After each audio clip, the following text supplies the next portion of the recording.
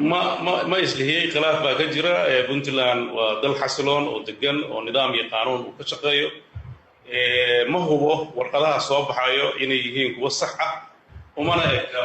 مارتي إيمان الشيء إن ذا كصوب حي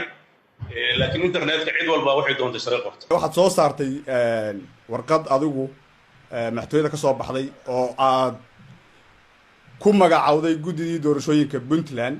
مد khilaafsan ayaa ka soo baxday xafiiska madaxweynaha isla bishan waxaad bedeshay ama magacawday taliyaal cusub oo ciidamada ah isna mid buu soo saaray asagoo cuskanaya xeerarka Puntland ma waxaad leedahay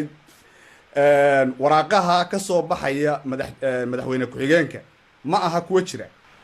aniga bidii hore waa jirtay oo de waan ka wada hadalnay waana uu ka garowsaday inaysan sax ahayn maxaa yeelay nidaamka dastuurka ayaa wuxuu nafarayaa marka la magacaabayo khaasatan golayaasha wasiirada iyo waxyaabaha la mid ah in laga wada tashado oo aan talo weydiiyo laakiin go'aanka uu madaxweynuhu leeyahay sida dastuurka Puntland uu qorayo dastuurta adduunka oo dhanba marka waa uu arintaas inuu ku khaldamay ayuu waagaas ii sheegay waxayna noqotay wax laga gudbo arinta hadda sida u dhacday anigu aad u garan maayo waa sax warqadda meesha waan ku arkaya laakiin uma malaynayo taa xataa kama mid ah waxyaabaha wada tashiga madaxweynaha loogu leeyahay maxaa yeelay ma aha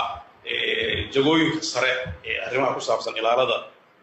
madaxweynaha iyo wixii la mid marka arrimaha madaxweyne ku-xigeenku shaqo kuma leh dastuuriyan adiga u xil saaran dabcan shaqada dalka madaxweynaha loo igmaday madaxweynuhu wuxuu kaalmo u yahay barina taara madaxweynaha oo wuxuu yahay inuu la taliyo inuu mucaawin noqdo inuu wixii uu igmado oo u dhiibo sida dastuurku qoran